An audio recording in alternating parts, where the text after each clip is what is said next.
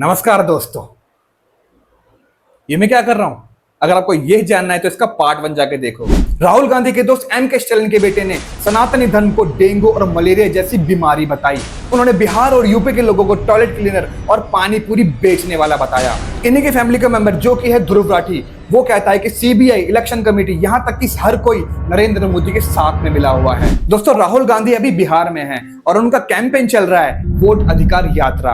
दोस्तों, राहुल गांधी की इसी कैंपेन में उनका दोस्त एम के स्टालिन, जो कि डीएमके का नेता है, वो पहुंचने वाला है। दोस्तों, ये खबर बाहर आने के बाद उदयनिधि, जो कि एम के स्टालिन के बेटे हैं, उनका एक बयान बहुत वायरल हो रहा है। उन्होंने अपने भाषण में कहा था कि भारत के सनातनी लोग, बिहार के सनातनी लोग एक डेंगू और मलेरिया जैसी बीमारी है।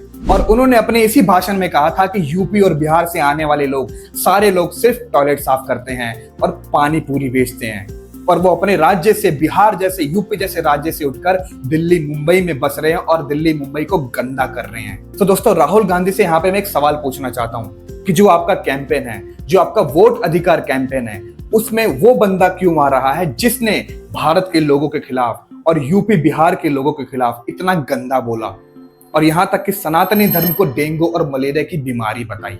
अब राहुल गांधी की आंखें कहां बंद हो गई हैं, जो अपने आप को संविधान का राजा कहते हैं, और वही इंसान जिसके बेटे ने बिहार और यूपी के लोगों को इतना नीचा बताया, इतनी गंदगी बताई, वही इंसान अब खुद बिहार के लोगों के साथ खड़ा होने के लिए आ चुका है। दोस्तों, आप ये साफ साफ देख सकते हो कि राजनीति कितनी गंदी चीज होती है। कल को जो इंसान किसी के बारे में बुरा कहता है, आज को वही इंसान उसका फेवरेट बन जाता है। और ये सारे लोग मिलकर नरेंद्र मोदी के खिलाफ एक कैंपेन चला रहे हैं। ये कैंपेन सिर्फ वोट अधिकार यात्रा के नहीं है, ये कैंपेन साफ साफ नरेंद्र मोदी के खिलाफ है। और राहुल गांधी कहते हैं कि इलेक्शन कमेटी और बीजेपी दोनों मिली हुई है और दोनों ने मिलकर उनके साथ धोखा किया है। और दोस्तों, इस वोट अधिकार यात्रा में एक इंसिडेंट होता है जब राहुल गांधी एक लेडी को खड़ा करके पूछते हैं कि आपके साथ क्या सच में वोट चोरी हुई है। तो वो लेडी कहती है, जी हाँ, मेरे साथ वोट चोरी हुई है। और वो राहुल गांधी के पक्ष में बहुत सारी बातें बोलती हैं और राहुल गांधी तो एकदम खुश हो जाते हैं।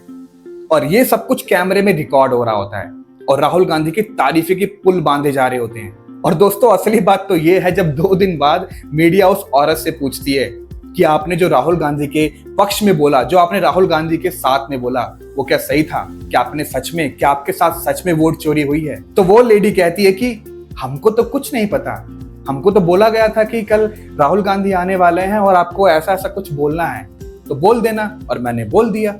अब दोस्तों, आप खुद सोचो कि ये पूरी पक्की साजिश की गई है और राहुल गांधी को एक अच्छा नेता बनाने की कोशिश की गई है। दोस्तों, यूपी में अखिलेश यादव, बिहार में तेजस्वी यादव और दिल्ली में राहुल गांधी, ये तीनों साथ में मिलकर आए दिन कोई ना कोई प्लानिंग करते रहते हैं और नरेंद्र मोदी के खिलाफ साजिश करते रहते हैं। और दोस्तों, हद तो तब पार हो गई जब इन्हीं के फैमिली का मेंबर ध्रुव राठी, जो हर वक्त अनाप शनाप और हर दिन कुछ ना कुछ नरेंद्र मोदी के खिलाफ में बोलता रहता है, जब ये इंसिडेंट होता है वोट चोरी का, तो वो भी एक वीडियो बनाता है और वो भी कहता है कि सीबीआई, इलेक्शन कमेटी, सबके सब नरेंद्र मोदी के साथ मिले हुए हैं।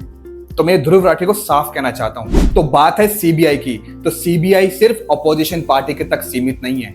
बीजेपी के खुद के कितने नेताओं के खिलाफ मुकदमे चल रहे हैं। और दोस्तों, बात है अगर इलेक्शन कमेटी की, तो मैं आपको बता दूं कि बीजेपी की सरकार ऑलरेडी बहुत राज्यों में हार चुकी है। और अगर ऐसा होता कि इलेक्शन कमेटी बीजेपी के साथ हो तो बीजेपी एक भी नहीं हारती, एक सीट भी नहीं हारती और हर राज्य में बीजेपी की सरकार होती। और दोस्तों, ध्रुव राठी एक क्लेम करता है कि बीजेपी सिर्फ अडानी और अंबानी को फायदा पहुंचाती है।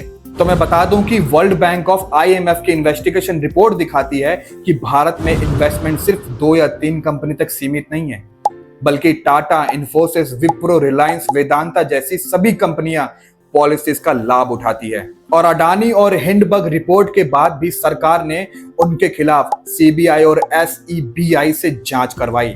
यानी सरकार अंधाधुंध सपोर्ट नहीं करती। और वो कहता है कि किसानों को बीजेपी दबाती है। तो मैं उसको ये बता दूं कि MSP बंद नहीं हुआ, बल्कि 2023 और 24 में रिकॉर्ड प्रोक्योरमेंट हुआ है। और ध्रुव राठी कहता है कि बीजेपी किसानों को दबाती है। तो मैं उससे ये पूछना चाहता हूं कि PM किसान योजना से जो 2 लाख करोड़ का फायदा हुआ है सीधे किसानों को, वो क्या ध्रुव राठी ने करवाया है? और जब देश में प्रोटेस्ट हो रहे थे और किसान लोग नहीं मान रहे थे इस लॉ को, तो सरकार ने ये लॉ वापस ले लिया और इसको रद्द कर दिया।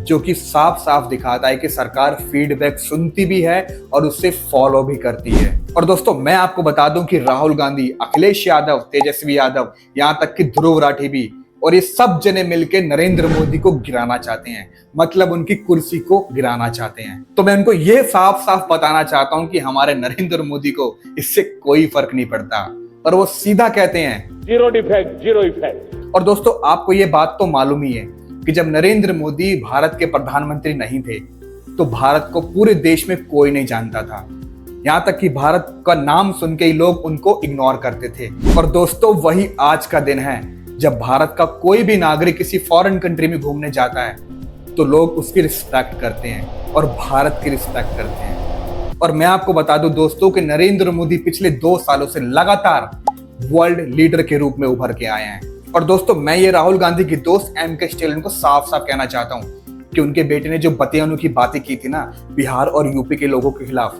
तो मैं ये उनको साफ बताना चाहता हूँ कि जितने आईएएस बिहार और यूपी से निकलते हैं उतने और किसी राज्य से नहीं निकलते। और बात रही सनातनी धर्म की, तो मैं उनके बेटे को, एम.के. स्टालिन के बेटे को, उदयनिधि स्टालिन को ये कहना चाहता हूँ कि आप एक बार बस मुंबई में आ जाओ, आपकी अच्छे से सेवा की जाएगी और आपको बताया जाएगा कि सनातनी धर्म कितने पावरफुल हैं। सो बस दैट्स इट गाइस, आज के लिए इतना ही।